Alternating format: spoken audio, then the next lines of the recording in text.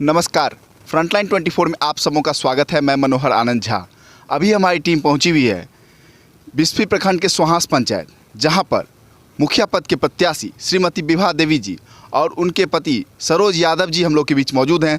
सरोज यादव जी पिछले बार भी चुनाव लड़े थे, इस बार भी लड़ रहे हैं, लेकिन पिछले बार के चुनाव से इस बार इन पर भारी पड़ रहा है। इसलिए भारी पड़ रहा है कि 3 दिन पहले इन्हें गोली कांड यहाँ पर इनके घर पे होता है। घर पे आके एक अपराधियों द्वारा 4 फायरिंग किया जाता है, जिसमें से एक गोली इनके हाथ को पार करते हुए निकल जाती है। भगवान का शुक्र है कि इनके छाती या शरीर में नहीं लगता है, जिसके कारण ये आज हमारे बीच मौजूद हैं। और हम लोग को ये देखना है कि जो अपराधी होते हैं, इसकी मानसिकता इतनी बड़ी कैसे हो सकती है, इतनी प्रबल कैसे हो सकती है कि घर पे आके किसी को गोली मार दे। आइए इनसे करते हैं चुनावी चर्चा। सर्वप्रथम आपका फ्रंटलाइन 24 में स्वागत है। स्वागत है। नमस्कार मीडियागण के। मैं सरोज कुमार यादव, सोहास पंचायत से मुखिया पद का मेरी पत्नी उम्मीदवार है विभा देवी, और हम समाज सेवी हैं। पिछला बार भी चुनाव हम लड़े थे, तो उसमें सेकेंड हम किए थे। कुछ बगल के गांव में बूथ ग्रैपिंग हो गया था, उससे हम चुनाव में हार गए थे। और इस बार जनता, पिछले 5 साल से पहले से ही जनता मूड बना लिया कि इस बार सरोज जी को मौका देना है। तो पिछले 5 साल से ही जनता भी मूड बनाया, हम भी जनता के बीच निरंतर काम में लगे हैं। हम अपना कोई काम वाम नहीं करते हैं, जनता के बीच में रहते हैं, हमेशा घूम फिर कर करते हैं। प्रत्येक दिन की तरह भी हम उस दिन भी अपना घर आए 10, 11, 12 बजे तक हम वापस मतलब ऐसे ही मेरा रूटीन रहता था घर आने का, 11, 12 बजे। कभी हम शाम में 8 बजे घर नहीं आते हैं, क्योंकि हम जनता के बीच रहते हैं। तो जैसे उस रोज़ आए रात में, जैसे गांव से हम निकले, अपना गांव में विजिट किए, कुछ घर पे बात किए, फिर वहां से वापस आए। जैसे ही वापस आए घर पे, और स्कूटी से हम इलेक्ट्रिक बैग रखे हैं, स्कूटी जैसे ही लगाए गेट पर, और गेट खोलने का कोशिश की कि गेट खोल के अब अंदर जाएंगे अपना स्कूटी लेकर के, कि जैसे गेट पर हाथ दिए ही कि तब तक में पीछे से गाड़ी रुकी। तो गाड़ी रुकी कि हमारा दिमाग हुआ कि भाई कौन आया। तो हम जैसे ही घूमे तो देखिए उसको हाथ में एकदम हथियार लिए दौड़ के आ रहा था। तब तक हम पूरा इधर राउंड किए, और जैसे वो सामने आ गया तो जैसे ही फायरिंग किया, हमने अपना बचाव के लिए हम अपना पोजीशन बदल के हम शरीर को उधर गिरा लिए। तो मेरा हाथ कुर्सी पे पड़ गया, तब तक तो फायरिंग कर दिया था। जैसे फायरिंग किया, 3-4 राउंड फायरिंग हुआ, उसमें एक मेरे बाएं से क्रॉस करते हुए लगा, और बाद बाकी सब गेट पर लग गया। और जैसे मेरे हाथ में कुर्सी आया, हम कुर्सी उठाए, और जैसे ही कुर्सी मेरे हाथ में ऊपर आया, लकड़ी का कुर्सी था, कि वो सामने वाला समझा क्या हम पर चल जाएगा, या ये क्या गिर गया, या ये बेहोश हो गया। अब उसको क्या समझ में आया होगा वो तो नहीं हम समझे, लेकिन जैसे कुर्सी हम हाथ में ली तो वो सीधा यहाँ से फरार हो गया। फिर तुरंत फ़ोन किया हम अपने दोस्त को, वहाँ से वो घर से आया, फिर अपनी ही गाड़ी 4 चक्का है, और तुरंत मतलब क्विकली सब घर पे जगे हुआ था, क्योंकि हम घर से आए ही थे। तभी गांव मेरा किरवार पड़ता है, और यहाँ पर हम अपना घर बना के सारा कारोबार है, यहीं रहते हैं। क्या लगता है कि आपकी प्रसिद्धि जो बढ़ रही थी, उसको देखते हुए आप पर ये गोलीकांड हुआ है? हाँ, ये बिल्कुल यही जायज़ है कि हमारी जो लोकप्रियता समाज में बढ़ रहा है, और जिस तरह हम जनता के बीच हमेशा लगे रहते हैं, चाहे उनका जो भी समस्या हो, जो हमारे नज़दीक समस्या लेके आ जाते हैं, तो मेरा 100% कोशिश रहता है कि इनका समस्या जैसे तैसे इनका समस्या निदान हो, चाहे हमें जाना पड़े, आपके पास जाना पड़े, उनके पास जाना पड़े, जहाँ जाके हो, हम प्रयास में रहते हैं कि इनका समस्या निदान हो। इसीलिए मेरा लोकप्रियता कुछ ज़्यादा ही मार्केट में, पंचायत में कुछ ग्रोथ कर रहा था। तो यही शायद चुनावी रंजिश में नहीं देखा गया किसी को, और मेरे ऊपर जो है सो इस तरह का हमला किया गया कि ये नहीं रहेगा और नहीं इसका लोकलिटी बढ़ेगा। क्या लगता है कि आपको निर्वाचन आयोग से, सरकार से ये मांग करना चाहिए कि सिक्योरिटी आपको मिलना चाहिए चुनाव तक? जी बिल्कुल, सिक्योरिटी तो हमको अवश्य मिलना चाहिए, क्योंकि हमारा जान हमेशा जोखिम में रहता है। हम कल हॉस्पिटल से शाम में आए हैं, और कल से हम कहीं नहीं गए, हम यहीं पर हैं। हमारे पास हमारे जितना सहयोगी है, तकरीबन 1000-2000 की संख्या में कल शाम से लेकर अभी तक हमारे यहाँ पहुँच गए। हमको खुद जाने का ज़रूरी ही नहीं घर पर किसी के पास है कि हम वोट मांगने के लिए अभी जाएंगे कि हमको वोट दीजिए। खुद पूरे पंचायत का जनता मेरे पास आ जाते, यहीं पर आ गए हैं। कल से अभी तक हम सिर्फ एक दूसरे को संबोधन में ही लगे हुए हैं, और आते हैं सब, हमको जिज्ञासा करके जाते हैं। और हम तो बिल्कुल रात में यहाँ पर सुनसान हो जाता है। ऐसे थाना प्रभारी कह दे कि हम आपको सुरक्षा के लिए हम यहाँ पर नियुक्त कर दिए हैं कोतवाल को, लेकिन उस तरह से सुरक्षा में हमें नहीं विश्वास है, क्योंकि हमारे ऊपर जान का खतरा अभी भी बना हुआ है, क्योंकि हमारी लोकलिटी बिल्कुल पहले से और ज़्यादा बढ़ गया है। तो चुनाव तो शायद हम लगता है कि जीतना तो निश्चित पहले से था, लेकिन अब और सुनिश्चित हो गया है। तो इसीलिए ये जान का खतरा मेरे ऊपर बना हुआ है, इसलिए सुरक्षा तो हमको क्या चाहिए। लगता है कि इसमें से कोई राजनीतिक प्रतिद्वंदी ही आपका इसमें से कोई अपराधी बना है? हम बिल्कुल कह सकते हैं, क्योंकि हमें दूसरा कोई मैटर है ही नहीं किसी के साथ, क्योंकि नहीं हमको किसी से झगड़ा आज तक हुआ है, नहीं किसी से हमको कहीं खेती पथारी के लिए हुआ, नहीं किसी से हमको बिजनेस के लिए कोई विवाद है। हम इस स्वभाव का लोग हैं जो किसी से हमको झगड़ा होता ही नहीं है कभी।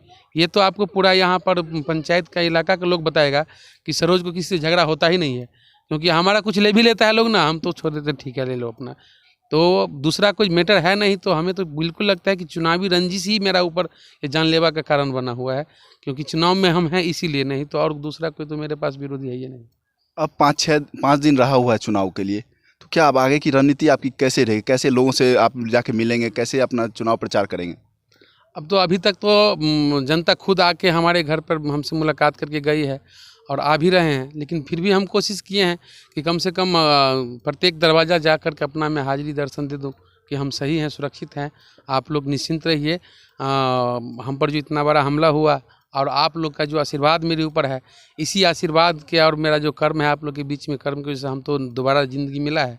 तो आप हमें एक बार मौका दीजिए, जब हम बच गए हैं तो आपका सेवा और जैसे करते थे करते ही रहेंगे, इतना तो प्रत्येक दरवाज़ा पे जाके हम अवश्य कहेंगे। अगर इस बार आपकी जनता आपको आशीर्वाद देकर यहाँ का मुखिया बनाती है, तो क्या सब कार्य योजना है आपके मन में? क्या सब करने वाले हैं इस पंचायत में? सर, इसके लिए तो हमने पहले से ही कार्य योजना के लिए हमने पहले से क्योंकि संकल्प पत्र जारी करके ये घोषणा हम पहले कर दिए थे, क्योंकि हम यदि मुखिया बनते हैं, यदि आपका मौका हमें देते हैं, तो हम ये सब काम हम करके दिखाएंगे जो संभव है, क्योंकि ऐसा इस संकल्प पत्र में कुछ भी नहीं है जो असंभव है। और ये काम यदि सही मायने में यदि कोई पंचायत का गार्जियन मुखिया बनता है, चाहे तो ये कर सकता है। जबकि आज तक जितना हमने संकल्प पत्र में दिया है, ये संकल्प पत्र मेरा है, इसमें जितना चीज़ हमने दिया है, ये इस पर 20 साल हो गया पंचायत चुनाव का, कोई अभी तक इस पर ध्यान ही नहीं दिया है कि ये काम भी जनता के हित में हो सकता है। अभी तक जितना मुखिया बना सिर्फ पैसा कमाने के लिए, सरकार में जो खजाना में जो पैसा आता है उसको सिर्फ जा कर के रोड ढलाई करता है, रोड बनाता है, पैसा उससे कमाने के लिए जनता का वो काम करता है। उसमें कहीं जनता का स्वार्थ नहीं रहता है, उसमें खुद का स्वार्थ रहता है।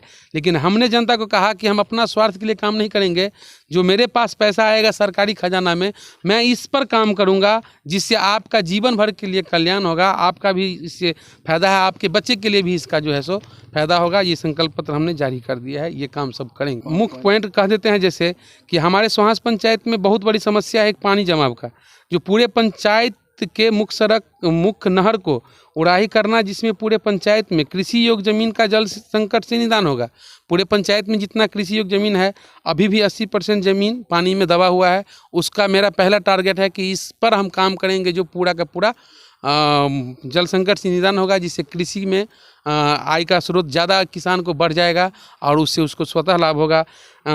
कृषि के लिए कृषि पशुपालन लोन एवं पंचायत स्तर पर लघु उद्योग निर्माण में सहयोग कर रोजगार मुहैया कराना, केंद्र एवं राज्य सरकार के रोजगार की योजना पर का लाभ पंचायत स्तर तक पहुंचाना।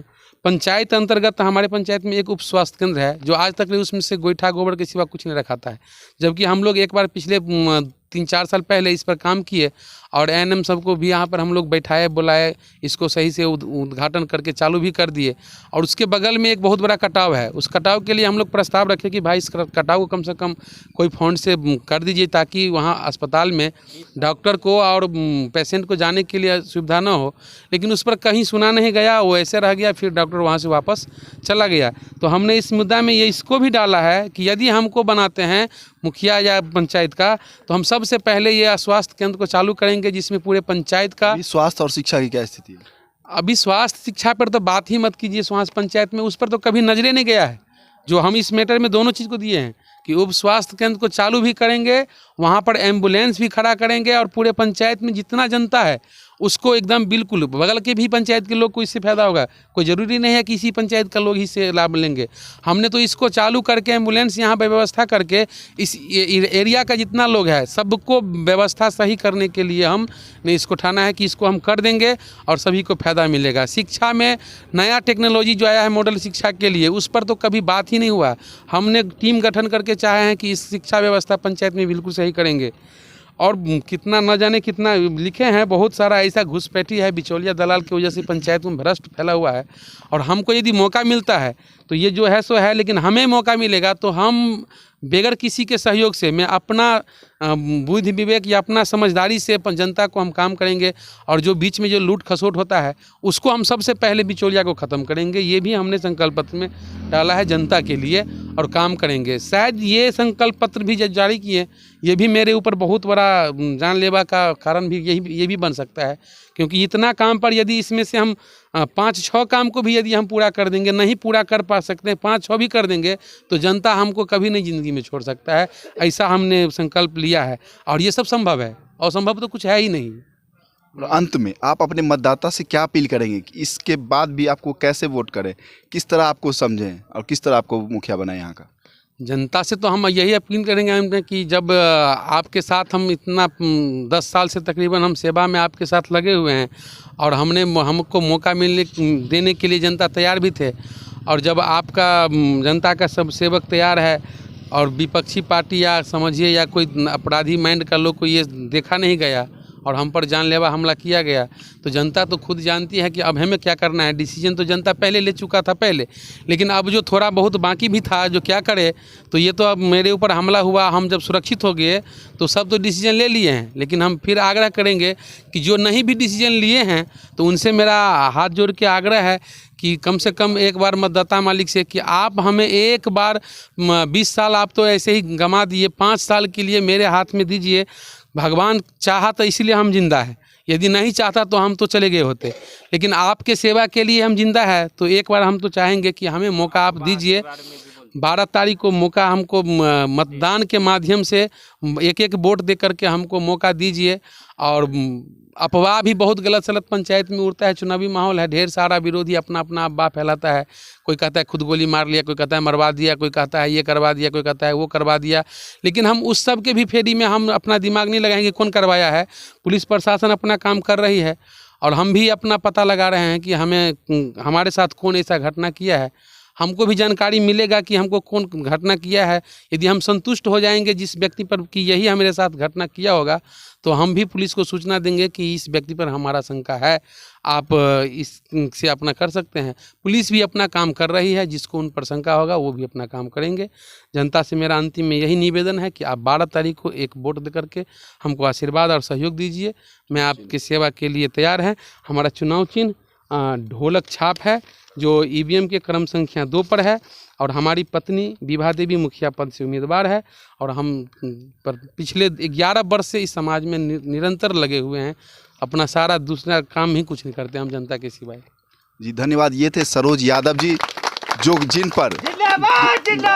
ये थे सरोज यादव जी जिन पर 2-3 दिन पहले हमला होता है, लेकिन फिर भी ये मैदान में डटे हुए हैं और ये जितने भी विरोधी हैं उनका डट कर सामना कर रहे हैं, क्योंकि ये 11 साल से समाज के बीच है, समाज के सेवा में लगे रहते हैं, दिन रात लगे रहते हैं, इनके सेवा में लगे रहते हैं। पिछले बार भी कुछ वोटों से ये रह गए थे, इस बार ये पूरी जोश खरोश के साथ और अब खुद भी पूरे मैदान में घूम के लोगों से वोट मांग रहे हैं, लोगों को भरोसा दिला रहे हैं। अगर ये जीत के आते हैं तो ये सोहास पंचायत का जितना भी रुका हुआ काम है इसको ये बारी बारी से एक एक करके सबको कंप्लीट करेंगे और इस पंचायत को आदर्श पंचायत बनाने के लिए जो सब काम करना पड़ेगा वो करेंगे।